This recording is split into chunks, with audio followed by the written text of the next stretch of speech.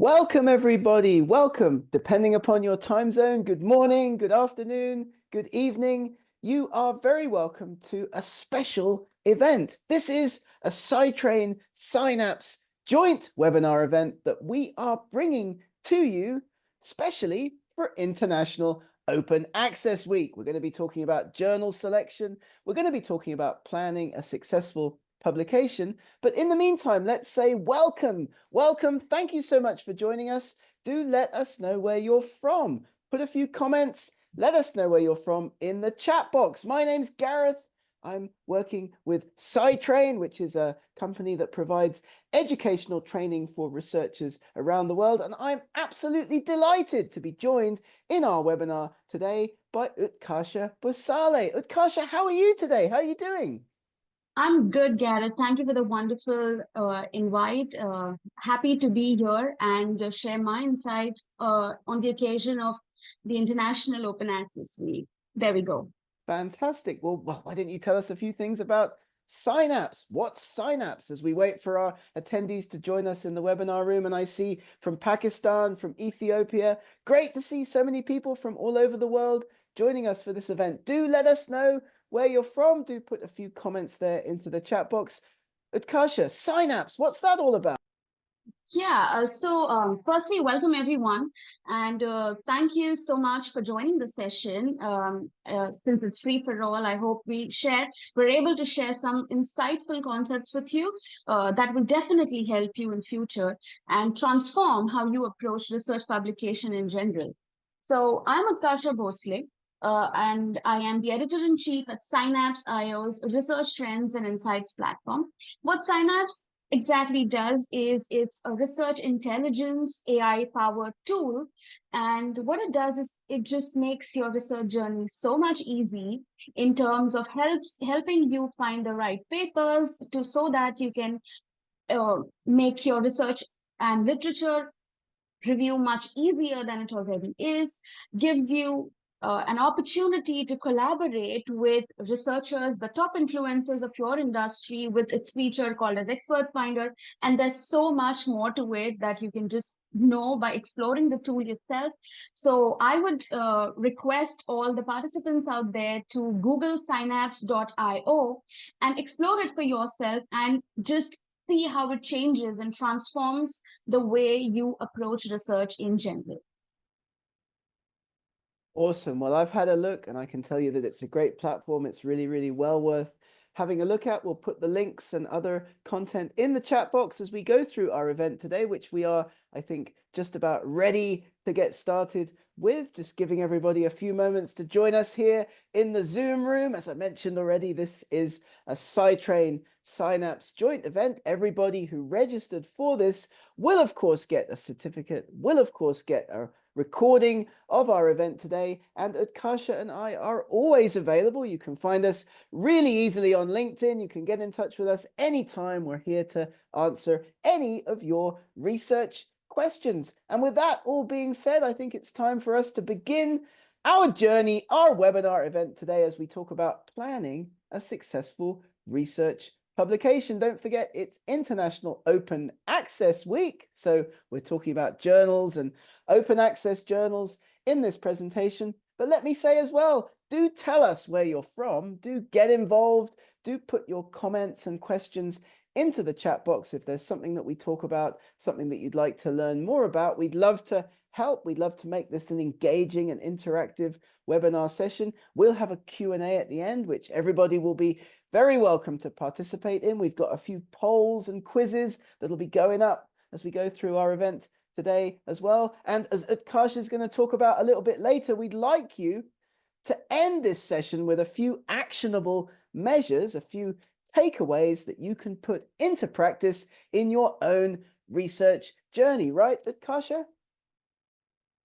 Yes, definitely so. So leverage all the tips, all the insights, the strategies that we will pull out for you all and make them into an actionable plan. And then it's all easy for you. Absolutely. That's the goal of all of this research training, to help you get the most out of your research, the most out of your publication. So a Q&A session coming up in a bit.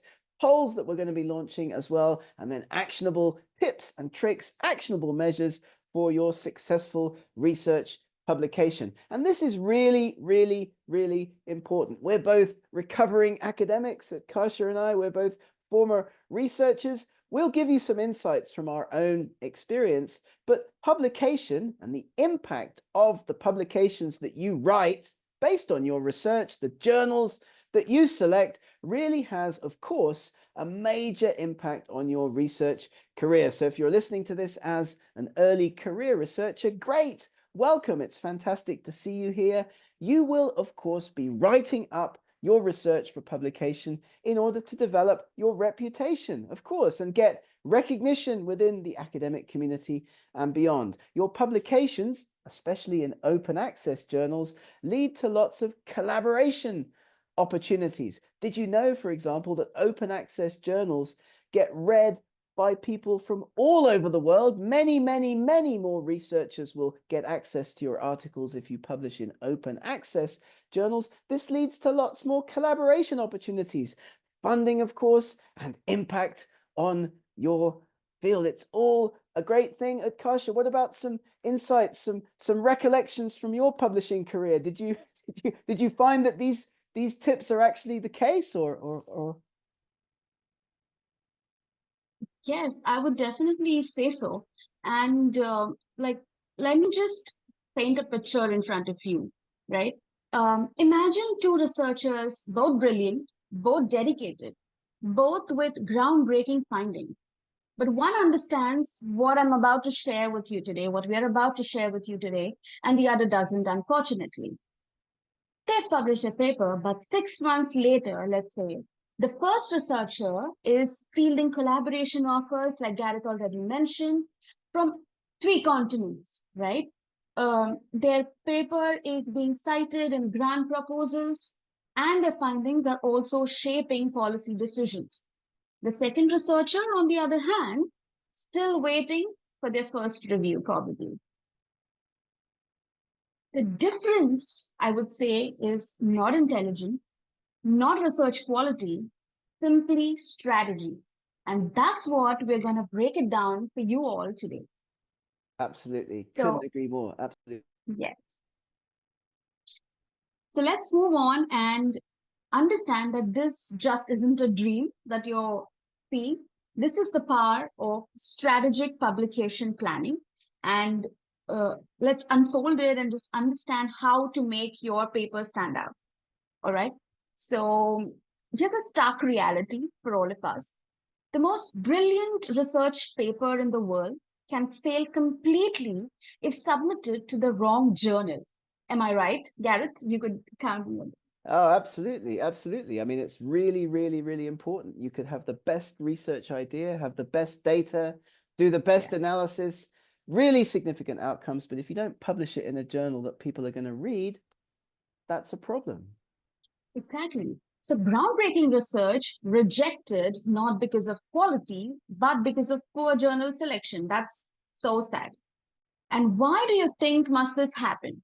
Journal selection is often treated as an afterthought by most of them. In my STM publishing career, as much as I've dealt with a lot of researchers, be it at their early career stage or be them experienced, sometimes it's always, oh, we'll see where to publish. They would want to focus first on the writing.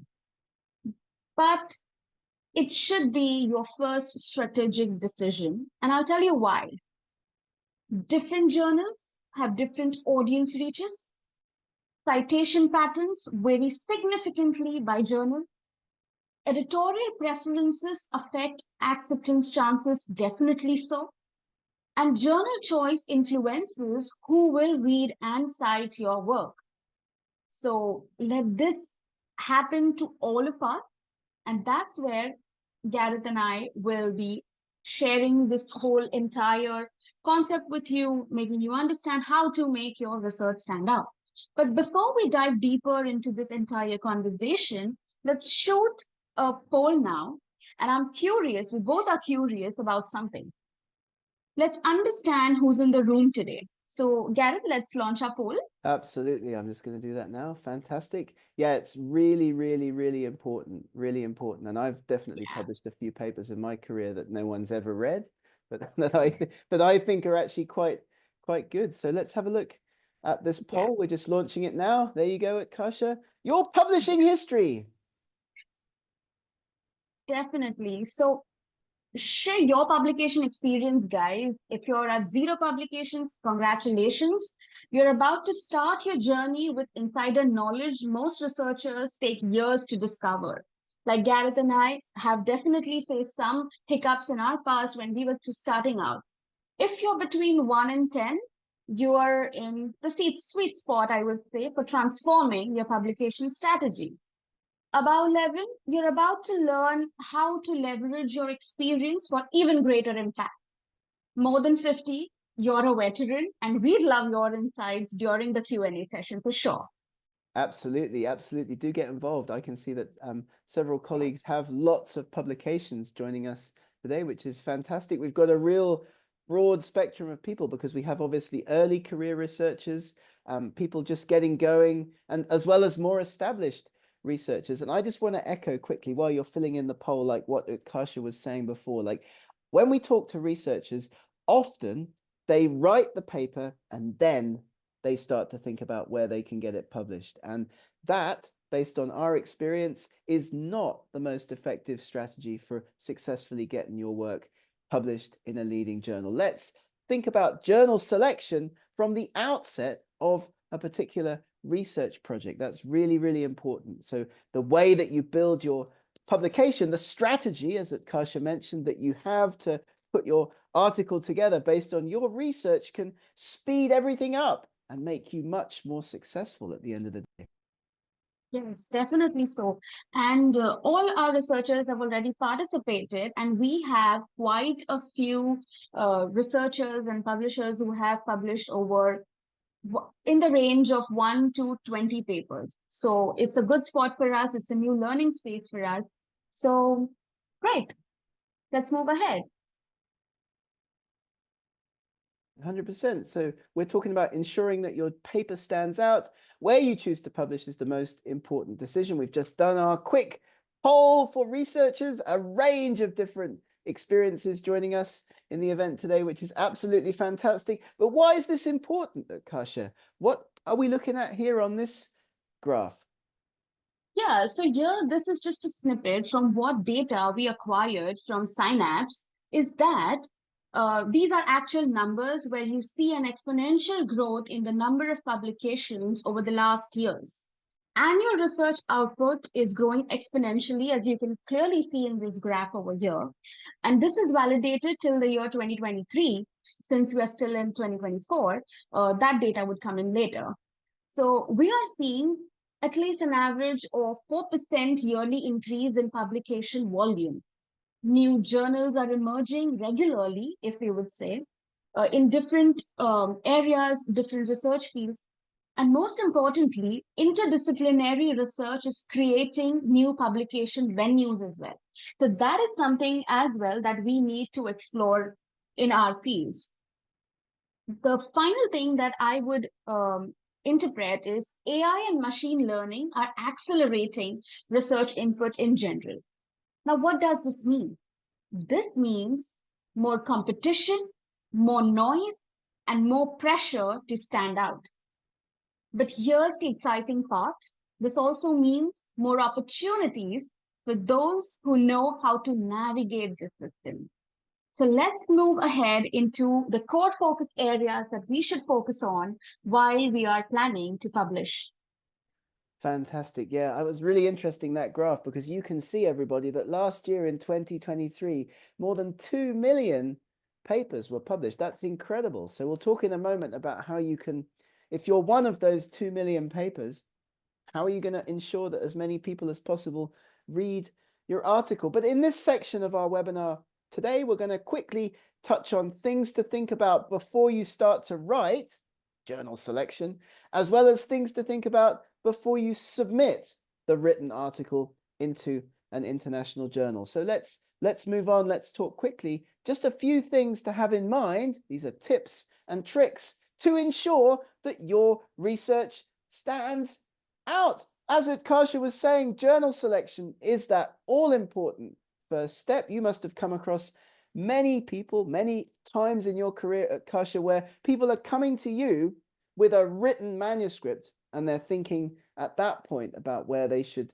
publish it. So comments on that? It's not really the best strategy, in my opinion. Yeah, yeah.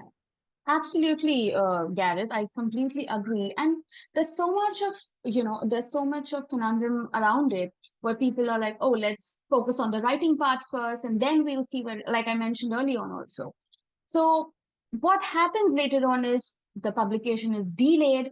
They do not know where to go. Then after several months of it being into the review system, probably your research is already outdated. Somebody else has probably found the right journal, the right place. It's all about being at the right place at the right time, as we would say, right? So just make sure, like, the first thing to do is, um, before you write a single word, this is where 80% of your success is determined. That's where you select your journal.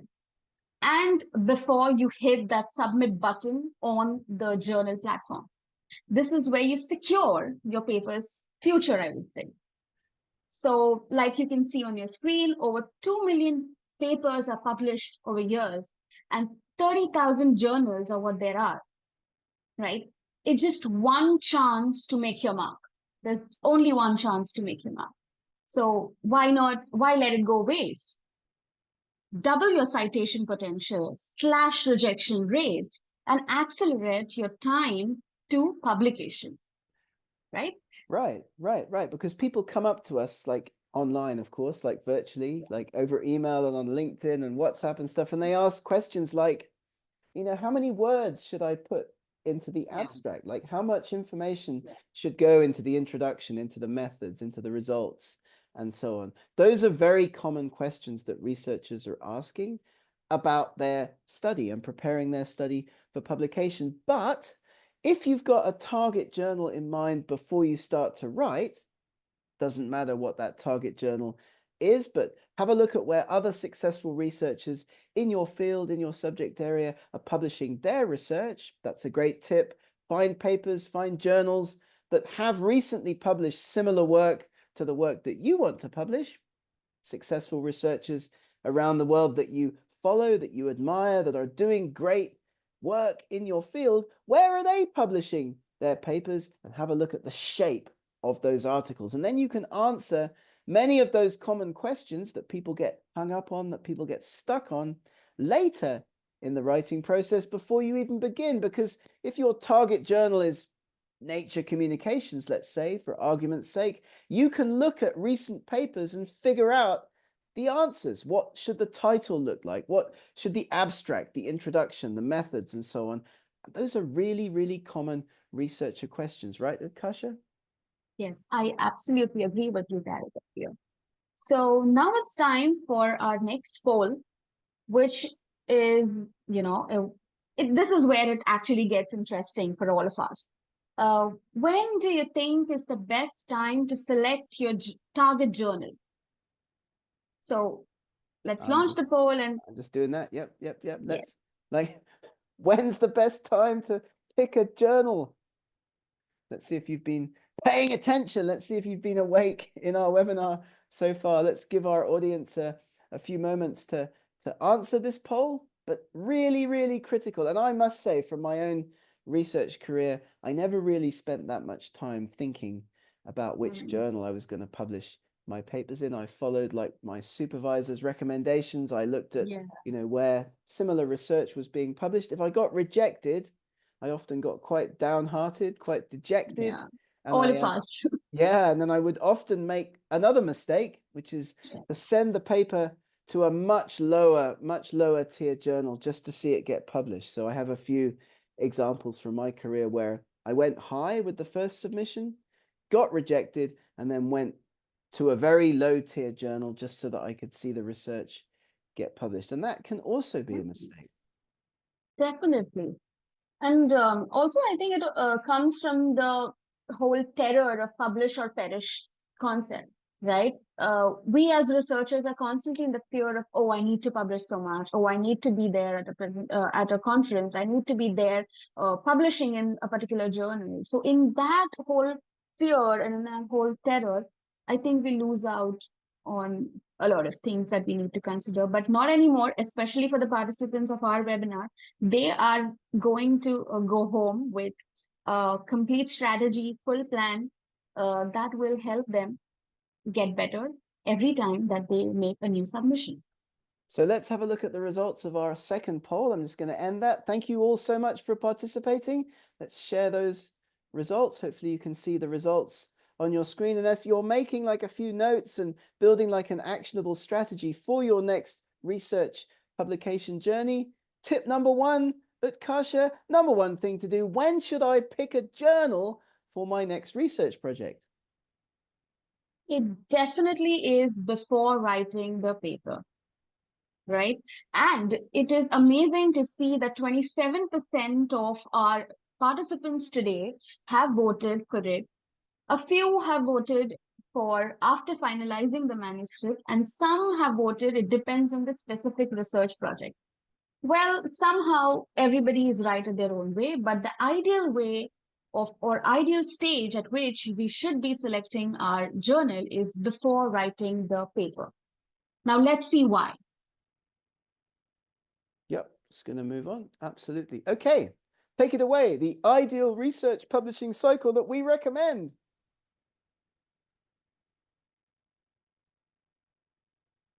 It's definitely, as we said earlier, before writing your paper.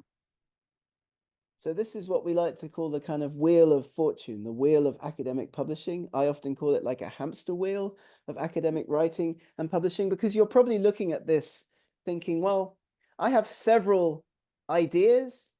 Maybe I'm applying for funding. Maybe I'm doing a number of different research projects. Maybe I've got a paper that I'm writing. Maybe I've got a paper that I've already submitted and I'm waiting for peer review reports to come back. Usually researchers have several projects on the go. They've got several plates spinning all at the same time. You might find yourself at several different stages around this wheel at the same time, right? Today we're talking about journal selection, but it is important to visualize your research journey as a continuous, never-ending cycle, right? Uttkarsha, projects just get to different stages at different times. Yeah. So part of the strategy for being successful as a researcher is managing and making sure that you have ideas and funding applications, research projects, that you're flowing into this cycle at different stages consistently. So that's just a better way to manage all of the stress, all of the work, all of the things we have to do as academics day to day. Yes, absolutely so. And let's move on with why should we select a journal before writing? Let me tell you something I have never seen fail in my experience is I never start to write until I have decided on a target journal. Why? Because every journal is different. That's all we know. Different scope, different audience, different requirements, different impact potential, which is what we keep looking for. What is the impact factor of this journal? I need to publish in a very high impact factor journal. This isn't just about following guidelines of the journal. It's about speaking the right language to the right audience at the right time. Let's talk about self-evaluation over here. Ask yourself, who needs to read this research? Who will cite it? Who will apply it? Do we have an answer for that? Then that's your right journal. Talk to others. Your colleagues are your first peer reviewers. Use their insights, right? Also, what you can do now is make pre-submission inquiries. Why play guessing games when you can get direct feedback from the editors? Being editor myself, it just makes it easier for us, like for the editors as well, and smoothens the entire journey. It streamlines the publication journey from the journal as well as the researcher perspective. You get a better idea in terms of, oh, is it the right fit or not, right? And that's about it. Like, make sure that you follow these steps, ensure that these things are taken care of considerably. And that is the reason why you should be selecting your journal before writing. What are your thoughts on this, Gareth? Yeah, I agree. I mean, you need to bounce ideas around with colleagues. Like, don't just go to the first journal that comes into your head or the first journal that sends you an email inviting you to send them a paper, which is something that we'll talk about in a Yeah. moment. It's well worth putting the time into this. I often say Mhm. that, you'll know like which journals are being used regularly by researchers that you like and respect in your field. I'd make a list of those, just spend a few moments like after this webinar or later in the day, listing 5 or 10 journals that you've recently seen key pieces of research in your field published in, and put those into a kind of ranking system, like maybe by impact factor. I used to do that, and you can see then like the different relative impact factors of the journals that key people in your research field are using. And of course, it varies depending on the field of research. In humanities and social sciences, just less journals. In some fields like medicine and health sciences, thousands and thousands of journals. But that list can then be used to target your submissions. And as Karsha was just mentioning, self-evaluation is very important, and also pre-submission inquiries, which is a little trick that we've picked up along the way. Higher impact factor journals ask for this anyway, but you can always do this, and we'll share some insights on how you can in a moment. But here's some more reasons why you should choose a journal early, Uttkarsha. Yes, definitely. There's more to it. But before that, I would like to plug in where Gareth also said, based on his experience of finding journals based on their impact factor and listing them down, let me plug in Scinapse.io over here because it does it in few seconds for you. Put in your research field, put in the years that you would want for it to tell you which journal has ranked better, which journal gives you the most impact, the kind of citations that the journal has received, so on and so forth. You just put it over there and you will find the exact journal for your target research and for your target audience. Another thing that it also has is expert finder for collaborative approaches. You can put in your research field and you will actually see the top experts of your field who you can potentially collaborate with. So that's about it. Moving on, there are more reasons, as Gareth said, to choose a journal early on. Think of this as your target audience's information. Now, who reads this journal? What disciplines do they cover? What types of articles do they prefer? Right? Second is you'll know their guidelines. This is where the magic happens, right? General procedures, peer review processes, formatting requirements, word limits, copyright policies, even preferred English variant, if it is UK English or if it is US English, all of it. Now imagine writing your paper once and having it fit perfectly. You follow these steps and that can happen to you. Yeah. I mean, we provide like training courses on all of these different aspects: English writing, journal Yes, selection. So do have a look at the other content that we yes, have available. yes. Maybe if you're interested in having us show up to your university remotely and provide additional training, that would be something that we'd absolutely love to do. Because before you start to write an academic article, you need to have in mind your message.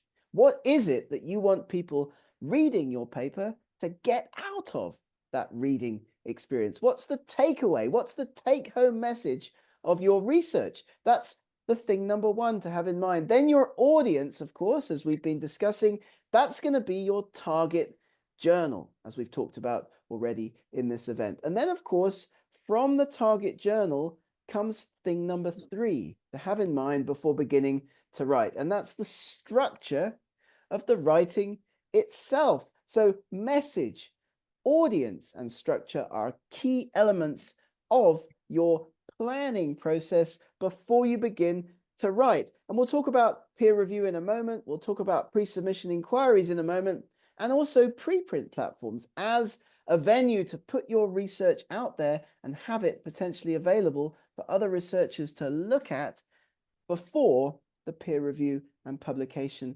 stages. And you've talked to this slide already, I think, Uttkarsha, but accessibility, open access, whether the journal has an impact factor, and what all of this means. Because effective journal selection is that marriage, isn't it, between research and publication?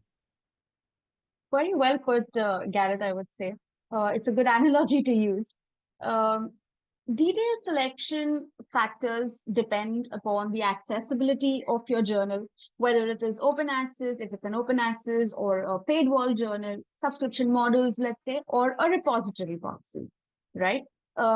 Impact metrics such as impact factor analysis is something that's very important. The impact factor determines as to if of the potential chances of your research being reached to the right audience and also being cited by the right audience, right?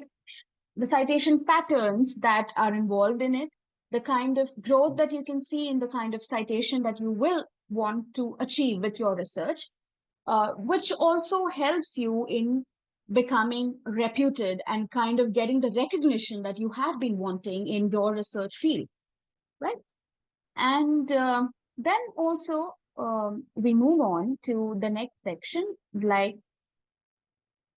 journal merit priorities, right? The key considerations over here are the first one is publication speed, the time to publish, submission to first decision, the review timeline that is involved. You need to be aware of the amount of time that the journal is going to take to peer review your research and the production schedule. Several journals right now are automated with their publication processes. There is a portal that they have wherein they give you an estimated timeline that you can understand depending upon the topicality of the research field and the kind of content that you are planning to publish. You can choose for yourself which suits you the best. It's a balance. Next, Absolutely. Yeah. yes, 100%. definitely 100%. so.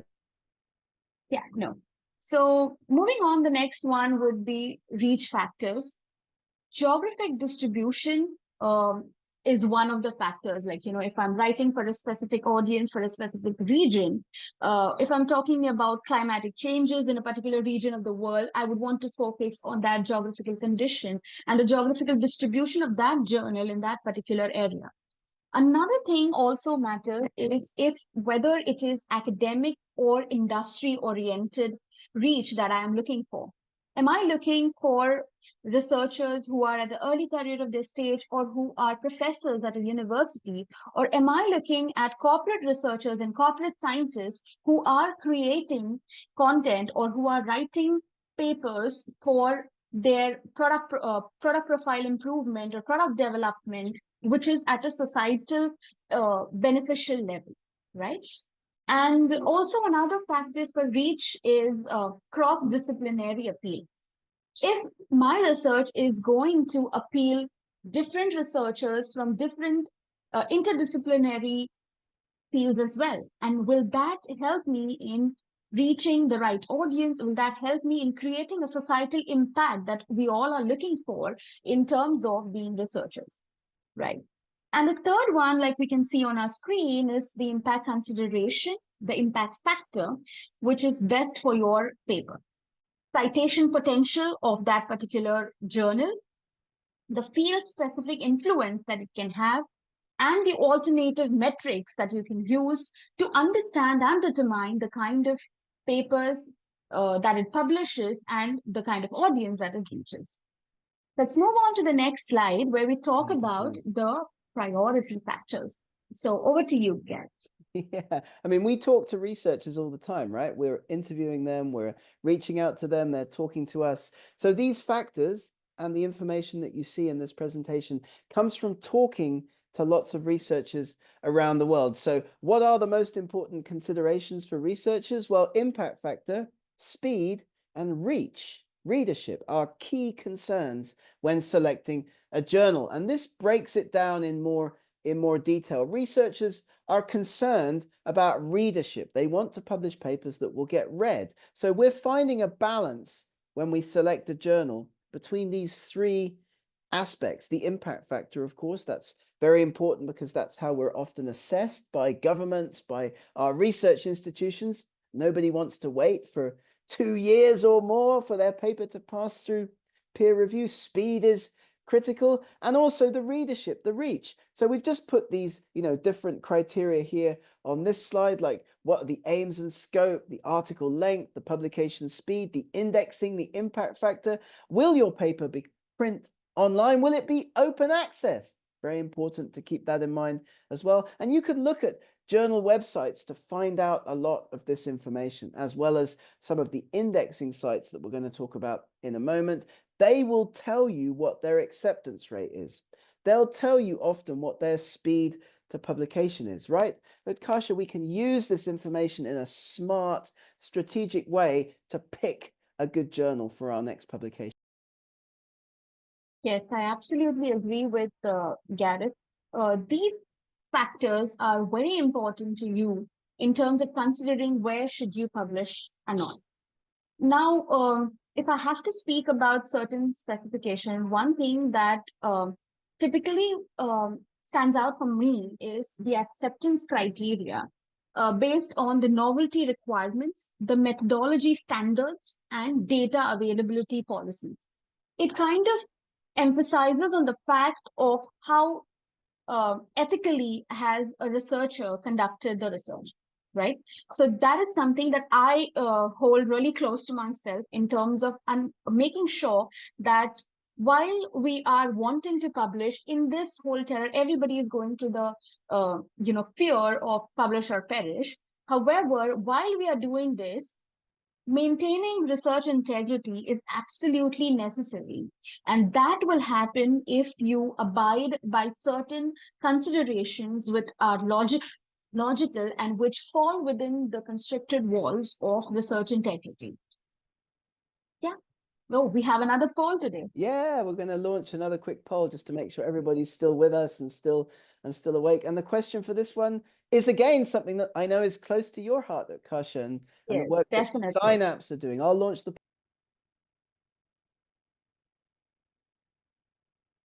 All right. So here's the poll for you. The poll says, do you think AI tools can help you improve your journal search and selection process? Some would say yes, it would definitely. Some would say not sure. Some would say not at all. So cast your votes, everyone. Yeah, what do you think? Do you think AI tools can help you improve your journal search and selection process? In my case, probably not all that much because I'm not so up to speed with many of the tools. What are some of the tools that people should be looking at Uttkarsha for selecting a journal using AI? Are there some that you'd recommend to our audience today? Yeah. Yes, definitely so. So there is one tool called as DOAJ, which is the Director of Open Access Journal. Then there is another tool by OSPA, which is the Open Access Organization that we all know of. There is some other tools as well available out there. Scinapse is one of the tools that helps you in identifying the right journal depending upon the kind of research that you want to publish. So there are several tools out there, and I definitely think that AI can help you in improving your journal search process. Definitely not telling you that you should completely rely on it, because we should never. And being an AI ethicist myself, I completely advocate that use of AI in its right precaution, in its right way possible, is necessary. AI is inevitable. We need to use it. However, ethical usage of AI is what we should definitely consider. And like we see, we're about to close our polls, and we've seen that 88% of our participants today have voted that we must use AI tools and they can help us in improving journal search and selection process. Indeed. And what I've done while you've been talking Uttkarsha is just share a few links there for everybody in the Oh, chat. great. DOAJ, OASPA, Scinapse I put again into the chat. And there's a tool called the EdAnts Journal Selector tool that I recommend that Yes. you Oh, I try as missed it. well. Yeah. Yeah, Yeah. it's one of the few that's not associated to a publisher. Many of the tools that you Yeah. find, if you just Google journal selection tool, you're going to get back results from the major publishers. And Yes. those, it's worth keeping in mind, are going to push you towards their journals. Okay, of course they are. If you use the Springer Nature journal selection tools, they're going to put you into Springer Nature journals, Wiley, Taylor, and Francis. So what we're looking for really are agnostic tools Yes, that will help researchers, right? absolutely. Absolutely. So all the researchers and all the participants out there, attendees in our webinar today, try out all the tools mentioned by Gareth today and choose your best fit, right? Yeah, there's a thing called Global Campus that I also recommend people have a look at, and have a look at the journal indicators. I mean, there are a number of indicators that journals will give you about their relative quality. Be careful with these indicators, of course, because many predatory journals, we'll talk about those in a moment, they will tell you that they have an impact factor when perhaps they don't have an impact factor recognized by the single body, the single entity in scholarly publishing that releases those impact factors, Clarivate Analytics. So do check. If you get an email from a journal, we've got an impact factor of 10, why don't you submit to our special issue? You may be receiving what could be spam potentially. So do have a look at these indicators as well. We don't want anyone listening to this to fall foul of any of those particular issues, because there's a range of different kind of journals out there that people might be tempted to put their articles into, right? Uttkarsha, different types of journals. Yeah. So here are three that we've mentioned already. First is the traditional journal, then we have the green open access journal, and then we have the gold open access journal. Speaking of the traditional journals, they are with established reputation, like the Elsevier and the ones which have been there for years now. Some of them are with a subscription model, which is something that people, uh, the kind of audience that you're trying to reach out to, will only have access to these articles, to your articles, only when they subscribe to the journal. It could be a paid model, or sometimes it could be just an email subscription as well. So it depends on that. Later on, it also depends on the visibility benefits that traditional journals could give you. And but the downfall of it is that the downside of it, sorry, is that it limits the accessibility of your research by the experts and the potential collaborators of your field. Next up is green open access. It has self-archiving options, which in my opinion is one of the best things to have happened to open access publishing and in publishing in general, right? It gives you repository benefits as well. You can save your articles, publish it in real time. Also, sometimes these preprints that we will speak about, like Gareth will speak specifically about preprints in our coming session, where he will let you know about the benefits that preprints can hold in this era where there is so much research happening out there. There's so much of information overflow that's happening out there, and how preprint could be your ultimate source of having to get the control over your research, or ensuring that your research reaches the right audience at the right time, right? Then we speak about the gold open access. As you can see, um, it gives you immediate accessibility. It gives your audience, as soon as you publish your papers, it is out there. The right audience can always reach out to it. APC considerations is something that we need to be aware of. APC, for people who do not know, are the article processing charges. These are the charges that certain journals levy on the authors so that they can publish their paper in their particular journal. However, there are certain funding opportunities as well for these gold open access journals, where they give an exemption to certain researchers from certain areas, low income based countries, and so on, where they allow them or waive off the APC charges, as we're talking. Get in touch Also, with us if you have. Sorry, Uttkarsha. no, please continue. I was going to say, if you have any questions about any of this, do get in touch. We're always here to answer any questions. Yes, definitely so.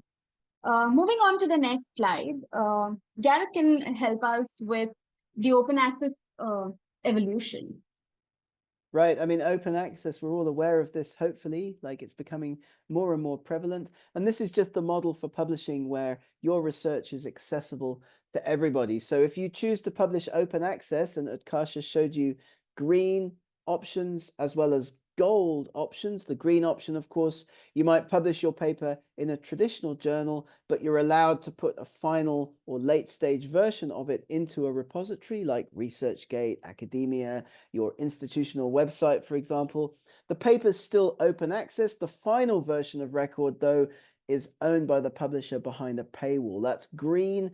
Gold, of course, you've got to pay, or your funding agency's got to pay that dreaded article processing charge, but the paper is free and open access for everybody. And we've seen a big rise in the use of open access publishing, especially around preprinting, thanks in part to the pandemic, because lots of research was being put out there quickly, as fast as possible. And this slide that we put together just summarizes for you what Uttkarsha was saying a moment ago. What's gold open access? What's green open access? If you've got funding, or you work for a university, you may be mandated to publish your work open access in one of these two ways. So very important to have a look at this, very important to take a screenshot of this slide, or ask us if you have any questions about the different kinds of open access publishing. Now, preprinting, I love preprinting. This is where you can put a piece of research, doesn't matter what stage it's at, that's up to you, doesn't matter what stage it's at, onto a platform where other people can access it, read it, comment on it, share it, and give you feedback. Lots of people say, well, won't they steal my research if I do that? No, actually, you're much better protected if you do preprint your work than if you don't. Let's imagine you go to a conference. This happened to me, by the way, at one point in my career. You give a talk, it's not published yet, the research results haven't been published yet. Somebody writes down some notes based on your talk and then goes off and does the research and publishes faster than you. If you had pre-printed that conference presentation, the slides, the abstract, what you've got of the research so far, you'd get a document object identifier, a CC license, a Creative Commons license. That means you're protected. You've got priority for that research. It's part of the open access movement. Journals will come to you, they'll talk to you, they'll ask you, wouldn't you like to send your paper to our journal? It's a really great way to share research. Would you agree, Uttkarsha? Yes, absolutely, Gareth. And I would like to add a few considerations when people are looking for preprints as well. The kind of benefits that it has, what Gareth said, are exceptional. It helps you in, reaching the right audience and ensuring that your research is published at the right time without somebody else stealing your IP for that matter. But a few considerations that you would also want to look into are, first, the journal policies. Your target journal, if that journal is going to accept your the fact that you have already published. There are certain criteria for a journal as well, that they accept from certain preprint servers only, and so on. So ensure that happens. Another thing is version control. Which version would you want to be there on the web? So that is another thing. Citation tracking is very important, whether it is cited from your preprint, whether it is cited from your journal or the conference submission that you've taken, that you presented it at, all of these things. So just ensure that these three main considerations are also, kept in notice when you are actually publishing on a preprint server. So this is an exciting one. Predatory journals out there. Indeed, indeed. If you have any questions about pre-printing, I know people get confused about it. Do let us know. Yeah. We want to help as well by just providing a little bit of information in this event about predatory journals, about grey journals, about dodgy journals. If you are thinking about publishing your research open access, of course, that model for publishing has created a bit of a black market, because there's a payment that researchers make, the APC, as Uttkarsha was mentioning before. That means that you've got quite a lot of journals and even publishers that are springing up like mushrooms all over the place, trying to just take your money and not really provide you with a proper peer-reviewed publication. So have a look at these items on this slide. If you get an email, and we all get them all the time, wouldn't you like to publish a paper in our journal or in our special issue?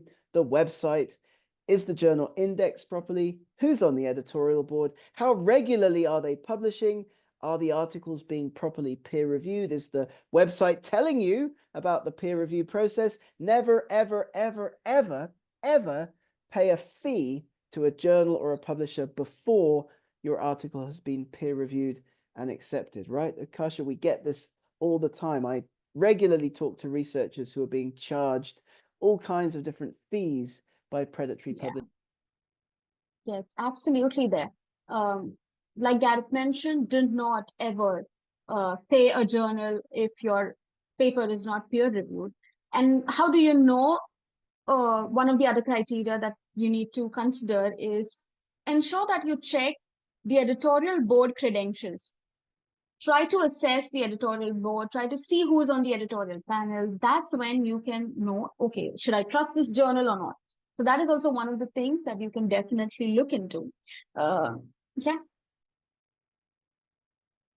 Awesome, awesome, awesome. So reputable journals will be listed in the databases. And we've talked about the DOAJ, the Directory of Open Access Journals. I've given you that resource already in the chat. Committee on Publication Ethics, OASPA, Uttkarsha mentioned that before as well. You've got to have a journal that's in one or all of these databases to be secure that your publication is going to a reputable publisher. And it's particularly a problem with open access publishing, unfortunately. You'll want to know about the peer review process. Never send an article to a journal that's not going to perform proper peer review. And they've got to have their fees and policies fair, listed on their website and explained in detail. So we both know loads of people who've fallen foul of this and paid money for a publication in a journal that didn't turn out to be a real journal or a real publisher. And that's a problem, because you still may have a publication.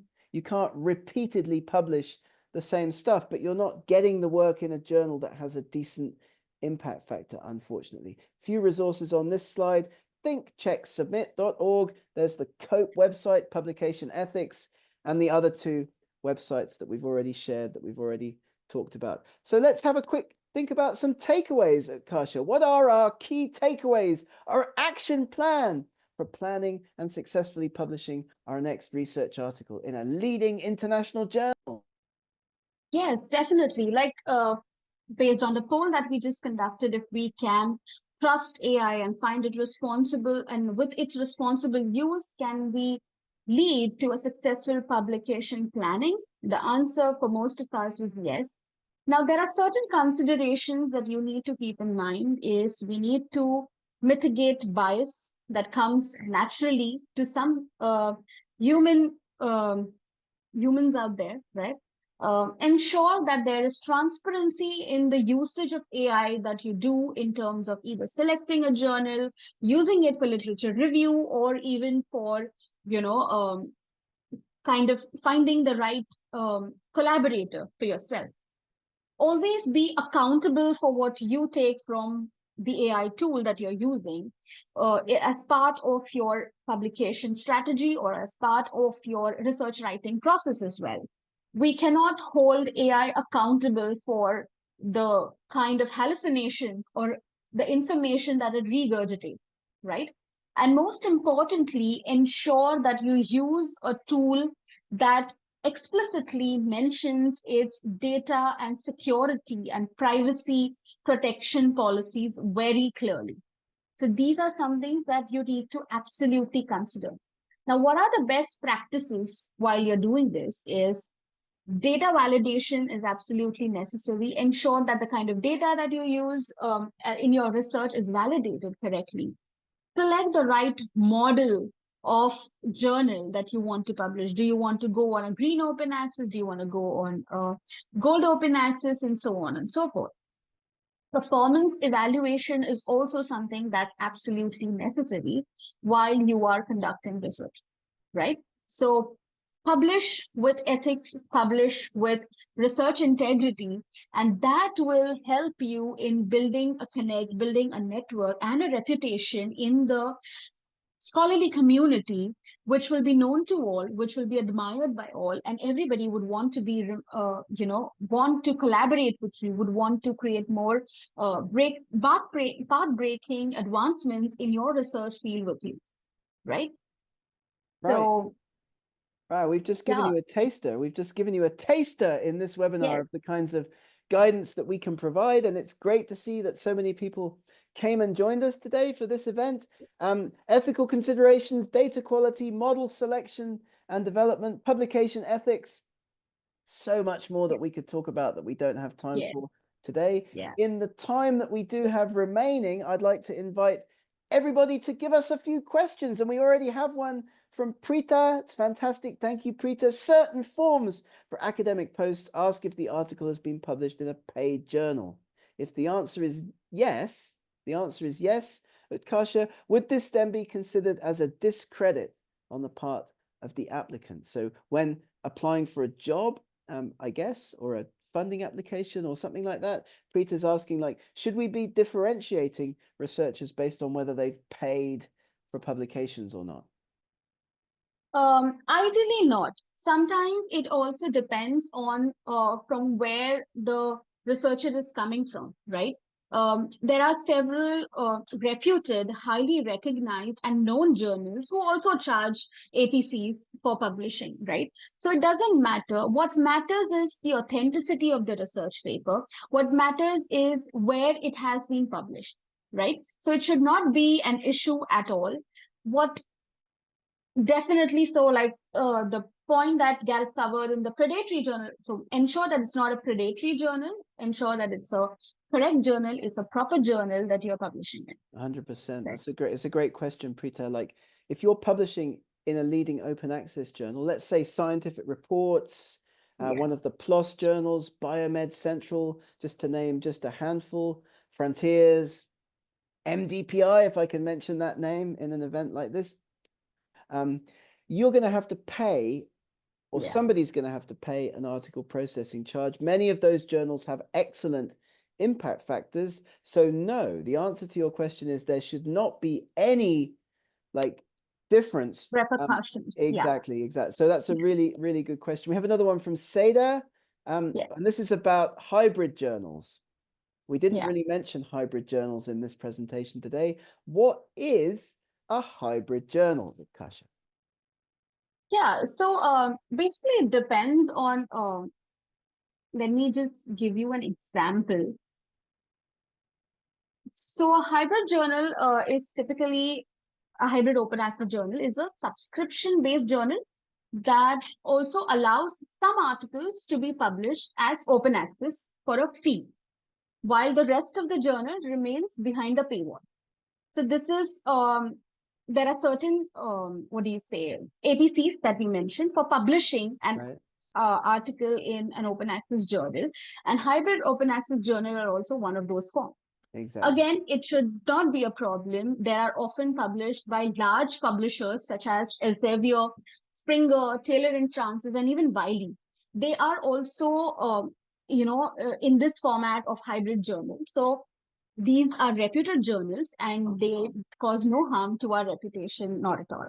So you can definitely publish it. Yeah, we didn't really talk about hybrid journals today, and that's a topic that we would cover in some of our longer training sessions. So do get in touch with us if you'd like more information or you'd like us to show up virtually at your university or institute. Yeah, and as Kasia says, if I submit a paper today to Nature, Yeah. fantastic, and it gets accepted, even more fantastic, I would not have to pay for that article Yeah. to get published because that's a traditional journal. So it could be free, right?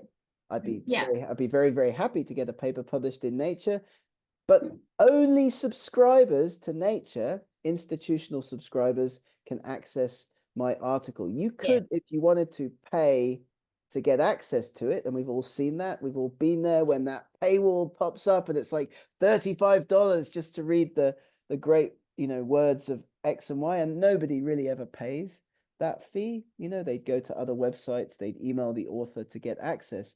I can convert my Nature paper to full open access if I Yeah. want, and that's a hybrid journal situation. The fee for Yeah. that $11,000.